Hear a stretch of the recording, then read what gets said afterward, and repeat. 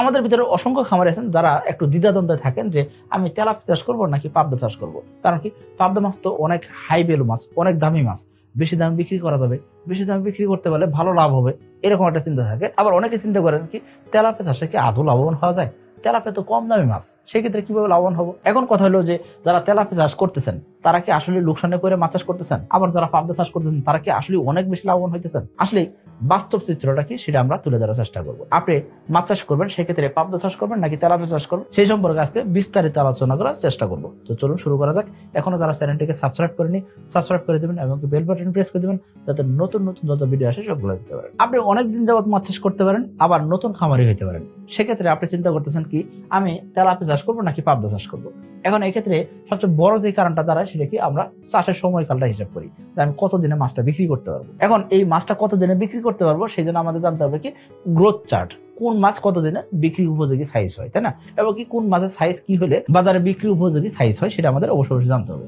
আমরা যদি পাবদা মাছের কথা আসি, পাবদা মাছ চাষ করতে গেলে মোটামুটি ভাবে 5 থেকে 7 মাস সময় লাগে, কমপক্ষে 5 মাস সময় লাগবে যদি আপনি একটু বড় সাইজের পোনা দিয়ে মাছ চাষ শুরু করেন। এবং কি মাছ যদি 30 পিস বা 35 পিস কেজি বিক্রি করেন, সেক্ষেত্রে আপনি মোটামুটি 5 মাসে বিক্রি করতে পারবেন। কিন্তু আপনি যদি পাবদা মাছ মোটামুটি দেখা যাচ্ছে যে আপনি 15 পিস 20 পিসে কেজি করে বিক্রি করতে যাচ্ছেন, সেক্ষেত্রে 7 থেকে 10 মাস সময় দিতে হবে, অর্থাৎ একটা লম্বা সময় ধরে মাছ চাষটা করতে হবে। কিন্তু তেলাপিয়ার ক্ষেত্রে আসেন, তেলাপিয়ার ক্ষেত্রে মাত্র 4 মাস আপনি তেলাপিয়া বাজারে বিক্রি করতে পারবেন। কারণ কি, তেলাপিয়া মাছ মোটামুটি ভাবে 3 পিস বা 4 পিসে কেজি হলে বিক্রি উপযোগী সাইজ হয়। এবং কি তেলাপিয়ার পোনা আপনি যখন সংগ্রহ করবেন, সেক্ষেত্রে 28 দিন বয়সের পোনা আপনি সংগ্রহ করতেছেন, অর্থাৎ 1 ইঞ্চি বা 1 ইঞ্চি চাইতে একটু ছোট পোনা আপনি সংগ্রহ করলেন। এই পোনাটা আপনি 1 মাস নার্সারি করলেন, 3 মাস আপনি চাষ করবেন। এই 4 মাসের ভিতরে আপনার মাছ বিক্রি উপযোগী সাইজ হবে, সেটা কি তেলাপিয়া। তার মানে সময়কালে যদি হিসাব করেন, সেক্ষেত্রে তেলাপিয়া সময় লাগতেছে 4 মাস, আর পাবদা সময় লাগতেছে কমপক্ষে 5 মাস, এবং কি 1 বছর পর্যন্ত সময় লাগতে পারে। যদি আপনি ভালো সাইজ করে বিক্রি করতে চান, ভালো দাম পাইতে চান, সেক্ষেত্রে আপনার মাছগুলো বড় করতে হবে। 15 পিস বা 20 পিসে কেজি করতে চাইলে 7 থেকে 10 মাস আপনাকে সময় দিতে হবে। অফার অফার অফার, সাকিব এগ্রোটেকের এস তেলাপিয়ার পোনাতে পাচ্ছেন বিশাল মূল্য ছাড়। প্রতি 1 লক্ষ পিস পোনার দাম ছিল আগে 1,40,000 টাকা, এখন সেই পোনার দাম 1,30,000 টাকা, অর্থাৎ প্রতি 1 লক্ষ পিস পোনাতে আপনি পাচ্ছেন 10,000 টাকা ছাড়। যদি আপনার পোনার পরিমাণ 1 লক্ষ পিসের নিচে হয় এবং কি 8,000 পিসের উপরে হয়, সেক্ষেত্রে আপনার জন্য দাম নির্ধারণ করা হয়েছে 1 টাকা 40 পয়সা পিস, এবং কি গাড়ি ভাড়া সম্পূর্ণ ফ্রি। এরপর পোনা প্রাপ্তির ক্ষেত্রে আমরা বাংলাদেশে যে কোনো প্রান্তে বসে থেকে পাবদা মাছ বলেন, তেলাপিয়া বলেন, আমরা পোনা সংগ্রহ করতে পারবো, কোনো সমস্যা নাই। পাবদা মাছ বলেন আর তেলাপিয়া বলেন, দুইটা মাছের পোনা এভেলেবল পাওয়া যায়। কিন্তু কথা হলো, পাবদা মাছের পোনার ক্ষেত্রে যদি বড় পোনা এবং ছোট পোনা হয়, অর্থাৎ একটা মাছ যদি 2 ইঞ্চি সাইজ হয় আর একটা যদি 1 ইঞ্চি সাইজ হয়, তাহলে বড় যে পাবদা আছে সেই ছোট পাবদা গুলাকে, অর্থাৎ 2 ইঞ্চি সাইজের যে পাবদা আছে সেই 1 ইঞ্চি সাইজের পাবদাটাকে খেয়ে ফেলতে পারে, অর্থাৎ একটা মাছ আরেকটা মাছকে খেয়ে ফেলতে পারে। এইসব কারণে এই মাছগুলাকে বলা হচ্ছে রাক্ষসে মাছ। তো এই জন্য অনেক খামারে আছেন যারা পোনা সঠিক পরিমাণ ছাড়ছেন, ঠিক আছে, কিন্তু সঠিক পরিমাণ পোনা পাচ্ছেন না। অর্থাৎ 1 লক্ষ পিস পোনা ছাড়ছে, দেখা যাচ্ছে এমন হয়েছে 10,000 15,000 পোনা পাওয়া যাচ্ছে। কারণ কি, এই পাবদা মাছ বড় মাছগুলো ছোট মাছগুলোকে খেয়ে ফেলছে। এই জন্য বলবো, পাবদা মাছ চাষ করার ক্ষেত্রে এই জিনিসটা অবশ্যই খেয়াল করতে হবে। কিন্তু তেলাপিয়া মাছ কিন্তু একটা মাছ আর একটা মাছটা খায় না, এবং কি তেলাপিয়া পোনাগুলো যদি সঠিকভাবে নার্সারি করা যায়, দেখা যাচ্ছে যে 99% থেকে 100% পর্যন্ত পোনা পাওয়া সম্ভব হয়। অর্থাৎ পোনা পাওয়ার চান্সটা অনেকাংশে বেশি হয়। অন্যদিকে একটা মাছ তো আরেকটা মাছের খাচ্ছে না, এর পাশাপাশি যদি আপনি ভালো মানে পোনা সংগ্রহ করতে পারেন, সেক্ষেত্রে 100% মাছে আপনি পাইতে পারেন। তবে হ্যাঁ, চাষে দেওয়ার মতো যে মাছ, সেই মাছের পরিমাণ হয়তো 90% হবে। কারণ কি, কিছু মাছ তো ছোট বড় থাকবে, এই ছোট মাছগুলো আপনি হয়তো চাষে দিতে পারবেন না, বা অন্য আলাদা একটা পুকুরে চাষে দিতে হবে। একই পুকুরে হয়তো ছোট মাছগুলো চাষে দিতে পারবেন না। মোটামুটি বড় সাইজের যে মাছগুলো আছে সেই মাছগুলো আমাদের চাষে দিতে হবে। আশা করি বুঝতে পারছেন। আমরা তেলাপিয়া চাষ করবো নাকি পাবদা চাষ করবো, এই জন্য আমাদের সবচেয়ে বড় যে বিষয়টা খেয়াল করতে হবে, সেটা কি, আমাদের পুকুরের পরিবেশটা কেমন, পুকুরের সাইজটা কেমন, সেটা আমাদের কিন্তু খুব বড় একটা ইম্পর্টেন্ট ফ্যাক্টর। যদি আমাদের পুকুরের সাইজ যদি ছোট হয়, 5%, 10%, 20% হয়, সেই সব সাইজের পুকুরে আমরা তেলাপিয়া চাষ করতে একদম নিষেধ করি। যদি হ্যাঁ, আপনি নিজের পারিবারিক চাহিদার জন্য বা নিজের পরিবারের নিয়ে খাবেন, এরকম যদি চিন্তা ভাবনা করে মাছ চাষ করেন, সেক্ষেত্রে তেলাপিয়া আপনি ছোট পুকুরে চাষ করতে পারেন। কিন্তু আমরা বলে থাকি তেলাপিয়া চাষ মানে বাণিজ্যিক মাছ চাষ। আর বাণিজ্যিক চাষ যখন করবেন, সেক্ষেত্রে আমি বলবো তেলাপিয়া চাষের পুকুর কমপক্ষে 33% বা 30% হওয়া উচিত। 30%-এর উপরে পুকুর হলে সেই পুকুরগুলোতে তেলাপিয়া চাষ করলে আপনি ভালো একটা ফলাফল পাবেন। নাহলে আপনি পরিশ্রম করবেন ঠিকই, কিন্তু দেখা যাবে রেজাল্টটা আপনি ওইরকম পাবেন না। এই জন্য বলবো, আপনার পুকুরের সাইজ হয়ে যাবে কমপক্ষে 30% যদি আপনি তেলাপিয়া চাষ করতে চান। আর আপনি যদি চিন্তা করেন আমি পাবদা চাষ করবো, সেক্ষেত্রে আপনি 5%, 10%, 20% যে কোনো সাইজের পুকুরে আপনি পাবদা চাষ করতে পারবেন, কোনো সমস্যা নেই। এখন বলুন যে ভাই, কি ঘনত্বে মাছ চাষ করবো? ঘনত্বের কথা যদি আসেন, সেক্ষেত্রে শতাংশে 250 পিস করে তেলাপিয়া দিবেন। আর আপনি যদি পাবদার ক্ষেত্রে আসেন, সেক্ষেত্রে প্রতি শতাংশ জায়গাতে 400 পিস থেকে 500 পিস করে পাবদা দিবেন। যদি আপনার পুকুরে এয়ারটের ব্যবস্থা রাখতে পারেন, সেক্ষেত্রে ঘনত্ব কিছুটা বাড়ানো যায়।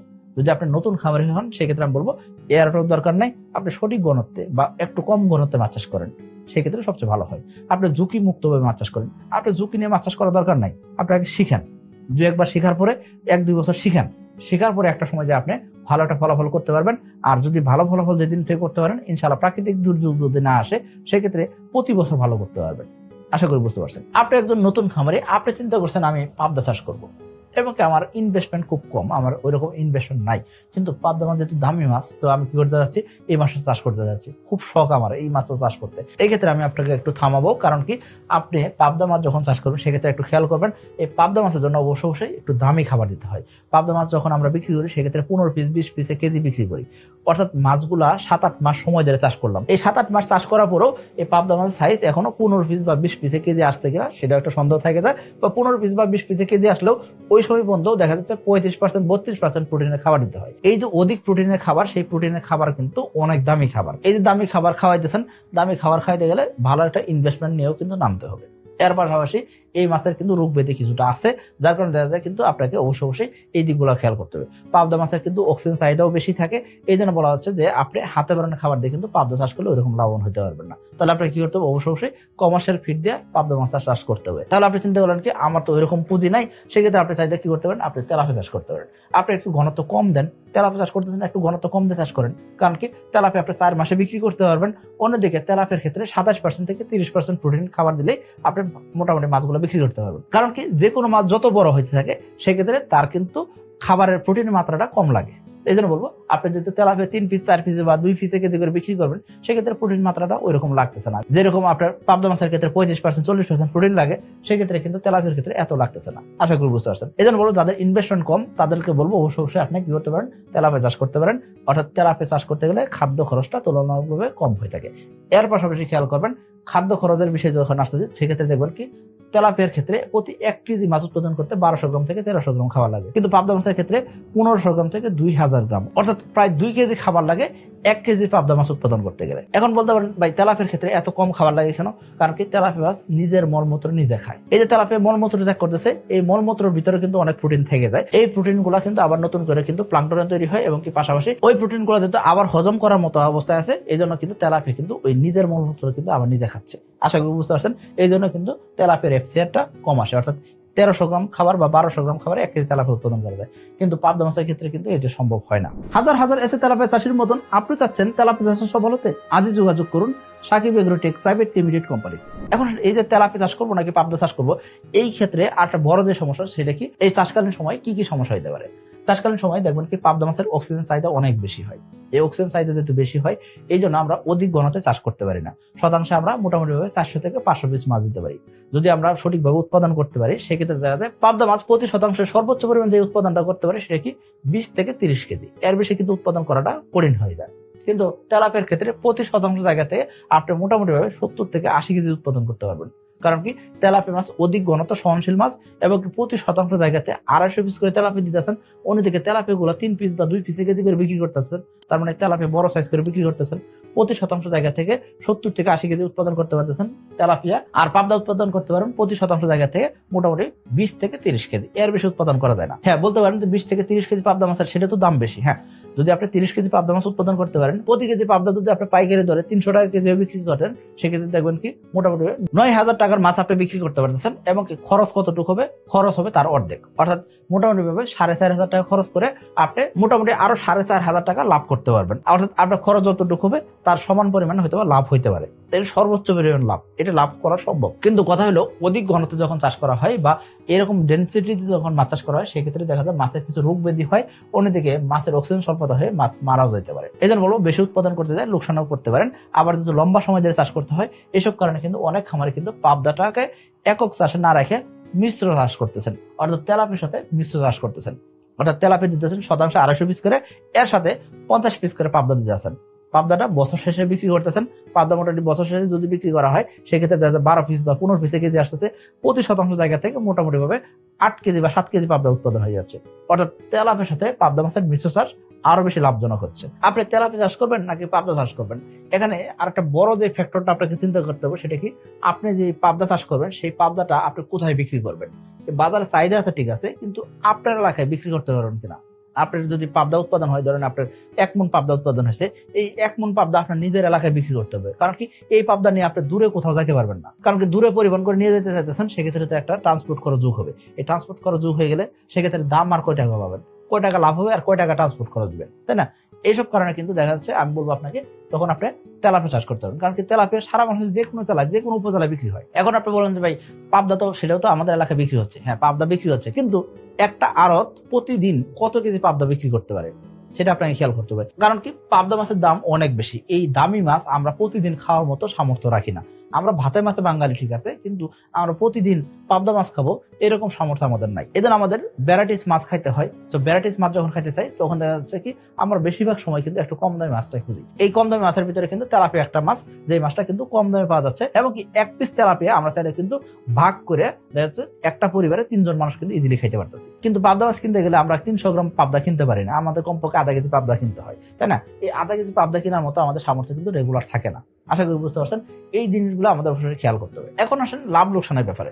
লাভ লোকসানের ব্যাপারে যদি আসেন, সেক্ষেত্রে প্রতি কেজি তেলাপিয়া উৎপাদন করতে 120 টাকার মতো খরচ হয়, এবং কি 150 টাকা থেকে 170 টাকা কেজি ধরে আপনি তেলাপিয়া বিক্রি করতে পারবেন।